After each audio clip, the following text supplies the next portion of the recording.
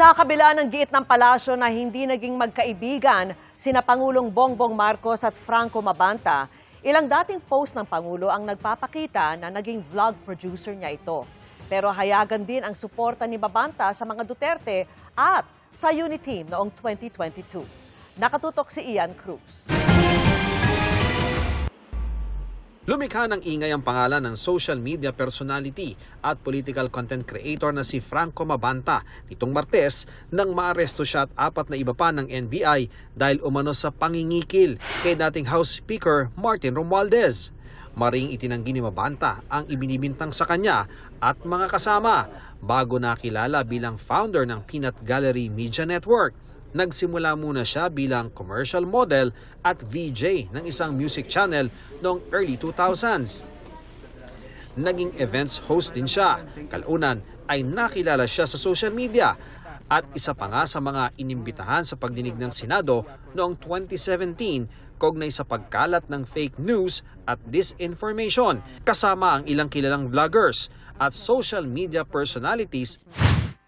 Naging producer rin si Mabanta ng vlog ng nooy dating Senador Bongbong Marcos base sa videong ito na pinost ni Marcos noong 2018 at noong March 1, 2018, pinost ni Mabanta ang surprise birthday party para sa kanya sa Forbes Park kung saan kasama sa sumurpresa sina Marcos at asawa niyang si Lisa na tinawag niyang tito at tita.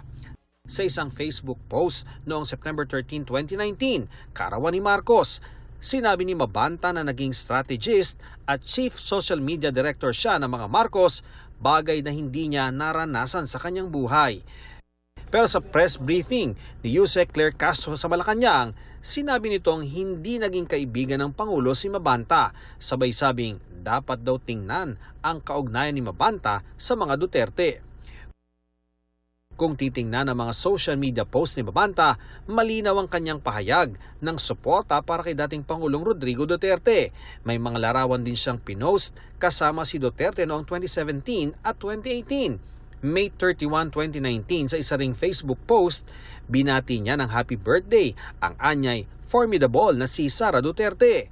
Nang magsimula rin ang kampanya noong eleksyon 2022, hayagan din ang kanyang pagsuporta sa Uniteam ni Marcos at kanyang katandem na si Duterte, pati na sa kanilang senatorial slate. 2024 nang itatag ni Mabanta ang Peanut Gallery Media Network o PGMN kasama ang dalawang co-owners na di niya pinangalanan. Ayon sa Facebook page ng PGMN, natatangi itong media channel para sa free speech na bukas sa kahit sinong kampo. Ian Cruz, Nakatutok, 24 Oras.